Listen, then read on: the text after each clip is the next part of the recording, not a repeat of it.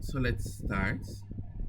So hopefully let me know when you guys can see the screen so we can begin.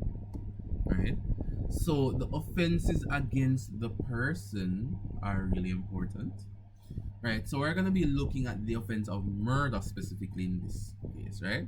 So generally we're looking at homicides. So homicides refer to any unlawful killings, right? And it encompasses homicides, well, it encompasses murders and manslaughter and stuff like that, right?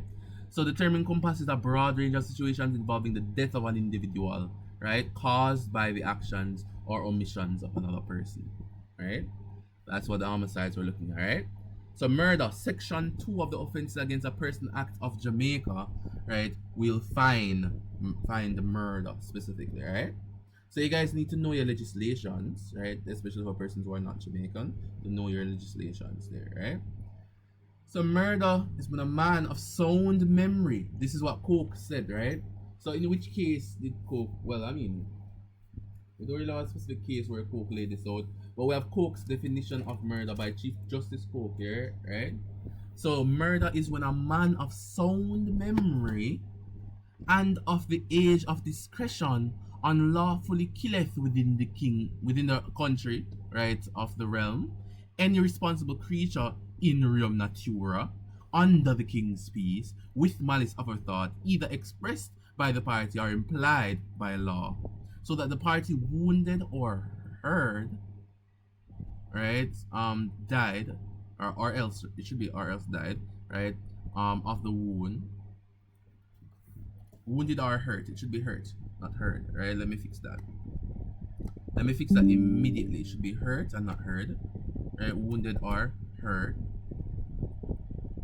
Let me reshare the screen now. I want to fix it immediately because that's cannot go on like that, right? So what we're looking at, is that murder speaks to when a man of sound memory at the age of discretion unlawfully killeth within any country of the realm any responsible creature in the reum natura under the king's peace with malice aforethought, either expressed or by the party or implied by law, so that the wound, right, are hurt, the wounded or the hurt, right, died of the wound or hurt within a year and 1 day after the scene. Remember, the year and 1 day thing has been repealed, right? So I could remember this is the definition that we normally used, right? That I normally use for murder, right?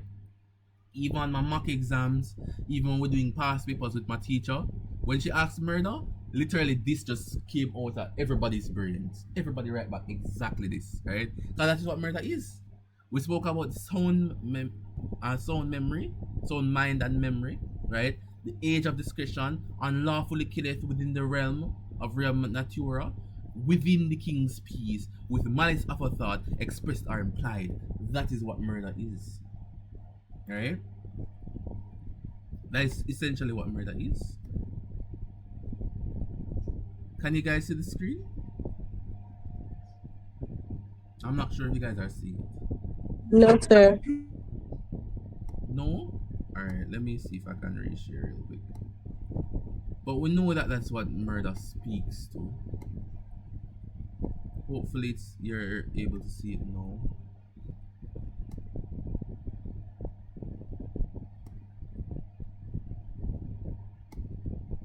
Alright. Can see it now? Alright, lovely. So the key elements of the murder, we must have a man of sound memory, right, and have age of discretion, right? There must be a situation in which there's unlawfully killed within the country of the realm, right? Within the reum natura under the king's peace. There must be malice aforethought, expressed or implied, and there must be a wound, right, that allowed for the person to die, right? So let's look at this: a man of sound memory and of age of discretion, right? So looking at this sound memory, this means that the perpetrator must act, right? Or the perpetrator of the act must be of sound mind and capable of understanding the nature of his consequences and the consequences of their actions, right? They must understand that. If they don't, they could be in a state of automatism or they could be in a state of insanity. They must have sound mind. and they must be old enough to attain litigation under criminal law. Within the Commonwealth Caribbean, I think within Jamaica, you need to be over 12 or something like that, or 13 and above, right? You need to know the age of discretion within your different constitution, within your different jurisdictions, right? So you must be of the age of discretion, and you must have sound mind and memory. Fine so far, guys? Fine so far? Alright. Unlawfully killeth. Why is it killeth? Unlawfully killeth within any country of the realm any responsible creature in re natura under the king's peace. This means that the principle, right, of the actus reus, right, establishes a wrongful act of murder, right?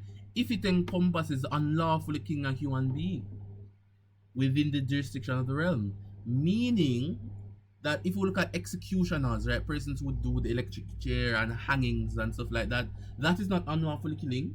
That is fine. That is lawful killing. Therefore, it is not murder. Full stop. Right? No arguments. Not murder. Right?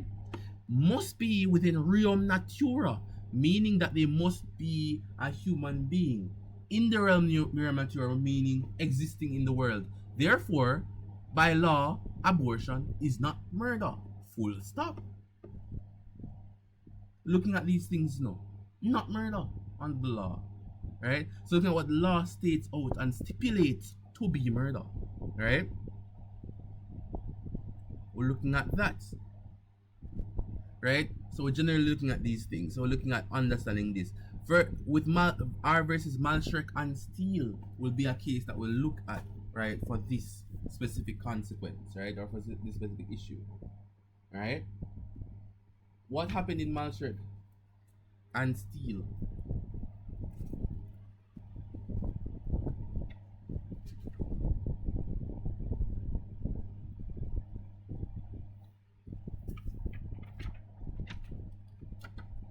What happened in Malshrek and Steele?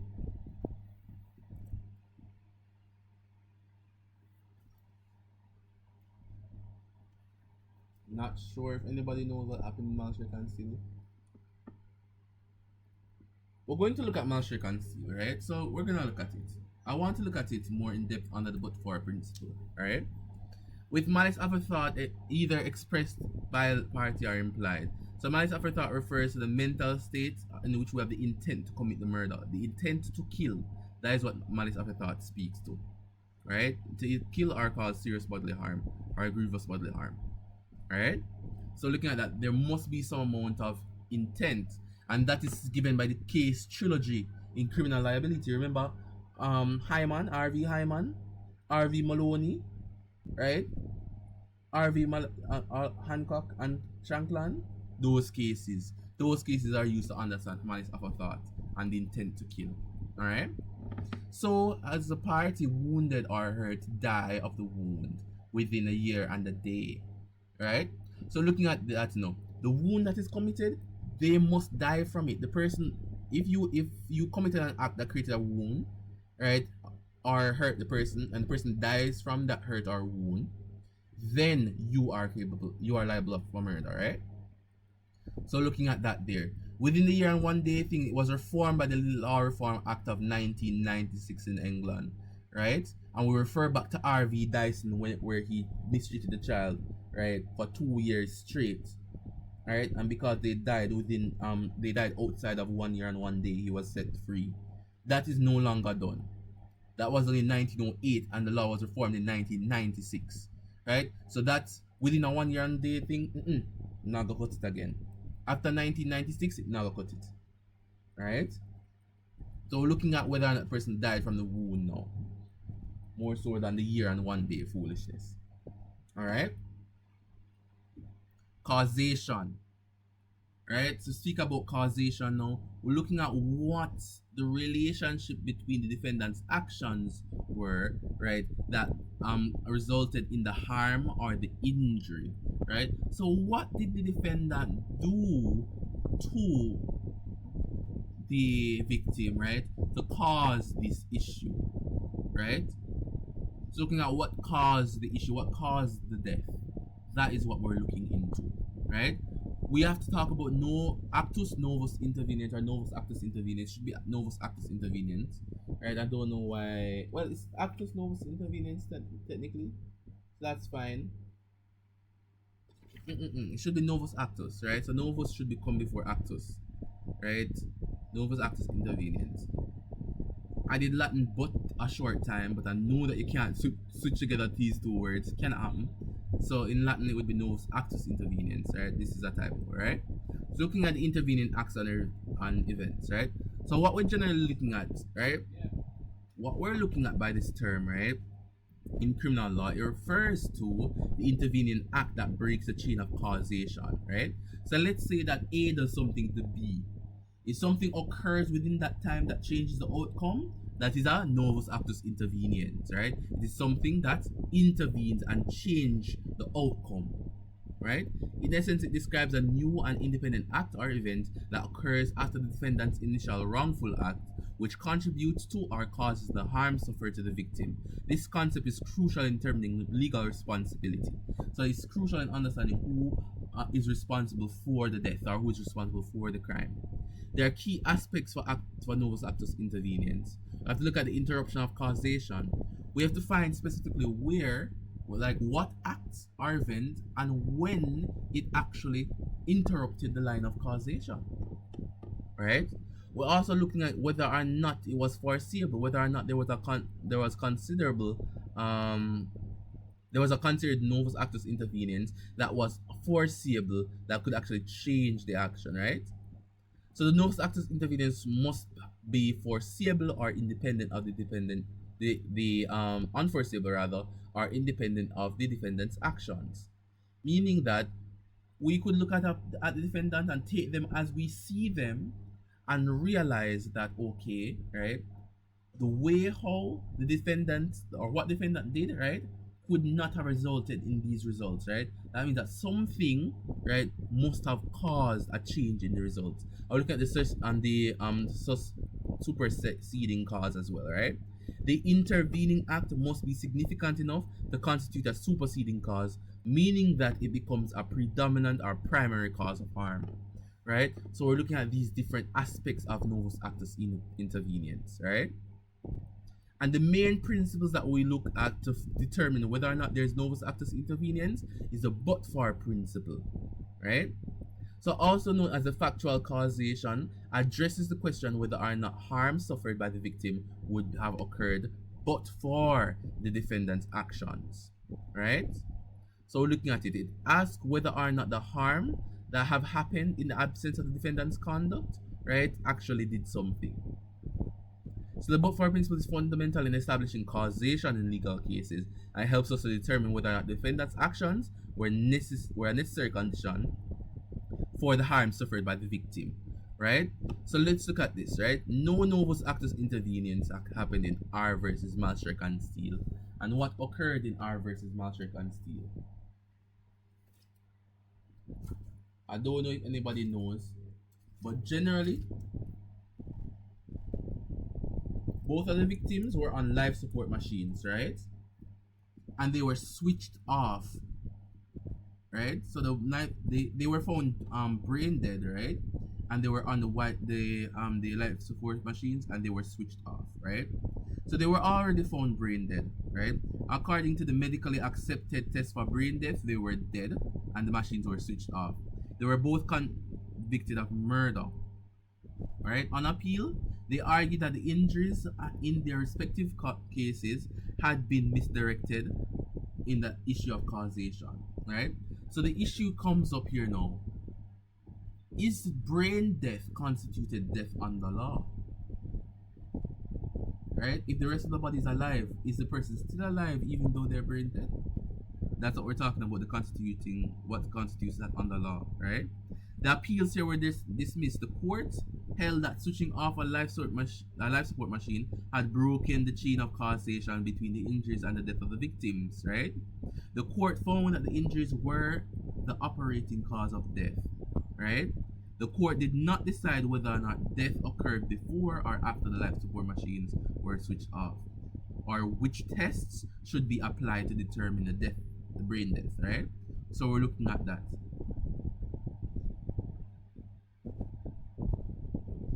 So we're looking at that, right?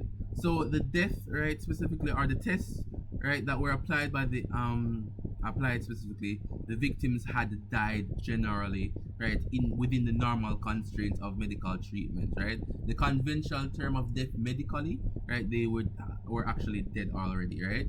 So switching off the machines wouldn't really have created a novus actus intervenience, right? That's what we're saying here. It would not affect the issues of causation or the chain of causation, all right?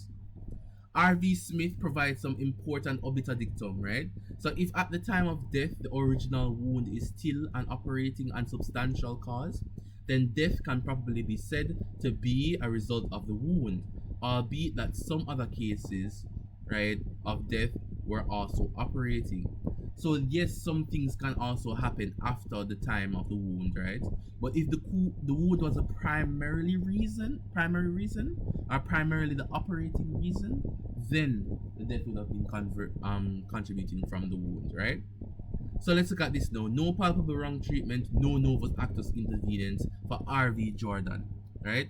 And it is described using the persuasive precedent from R.V. Smith. What occurred in R.V. Jordan? Anyone? What occurred in R.V. Jordan?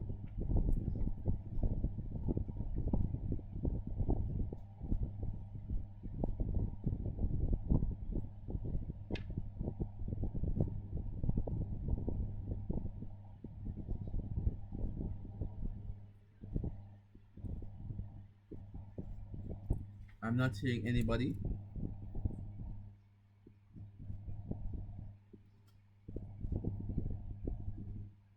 For R.V. Jordan? Sir, I don't know that case. Okay, so for R.V. Jordan, right, we're gonna have the assailant, right, the accused, right, or the victim was stabbed, right, by the defendant, right. Sorry, the accused stabbed the defendant, who was admitted to hospital and died 8 days later. The medical evidence showed that the defendant died not from the wound cause, right, which was had substantially healed, but from a medical administration, right, or medicine administered to the defendant to prevent the infection, right? So what occurred here is that, imagine you go into the hospital with a wound, right, and you die of pneumonia or something else. Then your death is not coming from the wound itself, but from something occurring in the hospital, right? What we're looking at is there. Isn't that true? Sir, what happened to him in the hospital? So what happened? His death was actually a result of the medicine administered. Okay, sir. Thank you. All right. So looking at this here, right? It says here no novus actus interveniens. Do you think there was a novus actus interveniens or no novus actus interveniens? So I think there was. Okay, use the but for principle.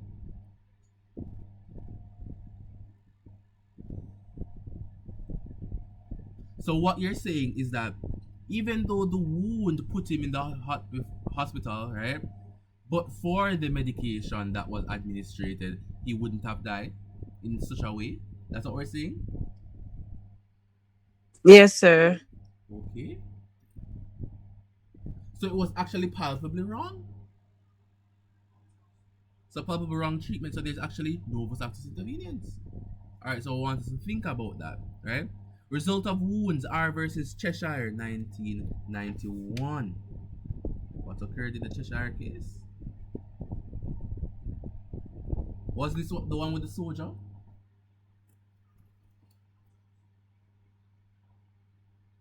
No, it's not the one with the soldier. I think R.V. Smith may be the one with the soldier. There was a case with the soldier where the soldier they were fighting on the base and they dropped the soldier multiple times before he reached medical attention. But let's look at this. R.V. Cheshire, right? The bullet wounds, right? It was actually a shooting, right? So bullet wounds were the bullet wounds which the defendant had inflicted on the victim had ceased to be the threat of life, right? There was evidence that the victim's death was caused by tracheotomy negligently performed by the doctors, right? That caused asphyxiation. So there we see some novus actus intervenience here, right? Where yes, a wound was done, right? A gunshot wound, right? But it was healing at the time. But because of tracheotomy, tracheotomy would be cutting open the trachea, right? Because that was done negligently by the medical professionals, it caused asphyxiation and killed the victim, right? So here we have novus actus intervenience occurring once again, right? So we have that there. Let's think about the thin skull rule or the eggshell skull principle, right? This speaks to the fact that the defendant is liable for the full extent of harm caused to a victim if the victim had pre-existing conditions or susceptibly that made them more vulnerable to injury than the average person. In other words, the defendant must take the victim as they find them, regardless of any unusual fragility or sensitivity. We must take them as we find them. So what's happening here now with the contributory cause? Right? It's a part of contributory cause, right? So let's look at this, right? The aspects of contributory cause, right? The contribution to harm, the contributory factor must constitute some amount of harm to the individual. Independent significance, the contributory cause itself must be significant, right? And must include factors such as pre-existing conditions. So that's where the thin skull principle come in. We're gonna look at it, right? The assessment of legal liability now, right? In cases involving contributory cause, courts must assess the extent to which each contributing factor contributes to the harm suffered by the victim. So we're looking at those type of things, and we're looking at the foreseeable and proximate causes as well, right? So the foreseeable contributing causes, right, may be taken into account in determining the legal liability here, right? It speaks to any specific underlying causes that may be combined with any other initial causes that could cause harm, right? So we're looking at here now. The cause here now, any issues causing death now, we have RV Benj, RV Dalloway, and RV Holland, right? These important cases here in RV, well, in these cases, right? Well, let's have a look at one of them. Anybody knows any case here that can be explained? RV Dalloway, RV Benj, RV Holland? No, sir. No? Interesting. Yes, sir. Holland, the defendant Mm-hmm. was involved in a fight, um, which inflicted in a deep wound or a deep cut of the victim's finger. Mm-hmm. Yeah. The victim failed to take care of the wound or get medical assistance, and the wound was infected. So the wound was infected and the victim refused to follow the surgeon's advice, right? And actually amputated the finger, right? So it infected and he refused to follow the surgeon's advice to amputate the finger, right? Although he was told, right, that if he did not, his life would be in great danger, right? The wound caused lockjaw and the victim died. The question to the jury is whether or not, right, the wound was the real cause of death. So, question for the Holland case, right? You were in a fight, a metal instrument punctured your finger, right? The surgeon told you that okay, the finger has to go. If not, you may be risking danger, right? You never listened to the surgeon, right? And it got infected and you died, right? Was the wound the real cause of death? Can anybody explain to me? Was the wound the cause of death? Anyone? Was there any novus actus intervenience here in RV Holland? Anyone?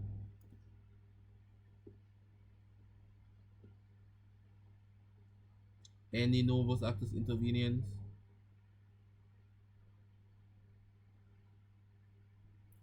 All right, just saying. Right, there was no novus actus in there. Okay, lovely. Right, so we say no. Okay, so what we're saying is that in RV Holland, right, the accused was in a fight, right? The accused waylaid and assaulted the victim rather, right? So not talking about the accused, but the victim, right? The victim, right, actually got iron instrument struck into his finger, and it could be infected, right? The surgeon told him that it could actually cause great risk if you don't actually amputate the finger, right? It got infected and the victim died, right?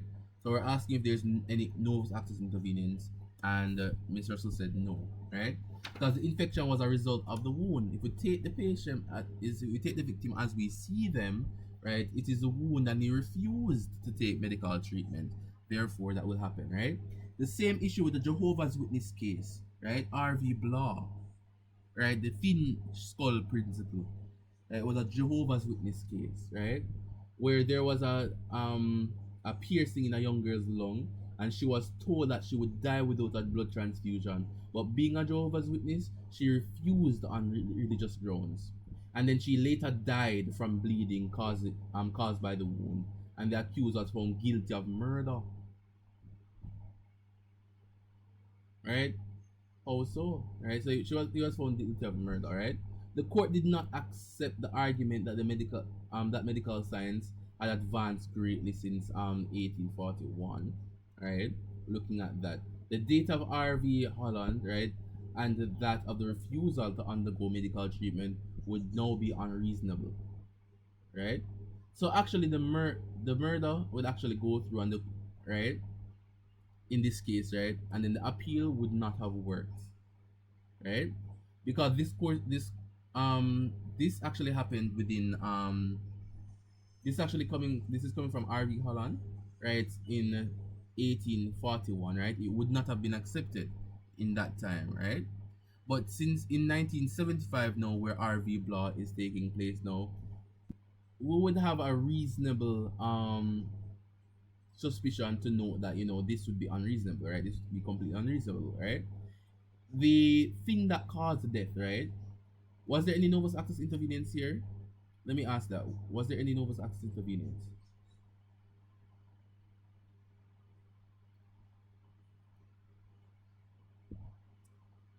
How we're looking at the fact that the victim's conduct was we're not looking at whether or not the victim's conduct was reasonable or specifically, right? It was all irrelevant, right? Because the thing is, she had an issue piercing in her lung, because she's Jehovah's Witness. Her parents did not give her the blood transfusion, and she died from the wounds. There was no novus actus intervenience, and this is the thin skull rule, right? We're taking the victim as we see them. The wound is what caused the death, right? So that's what we're generally looking at here. Okay, so that is it for offense against the person, right? Or fatal offense against the person.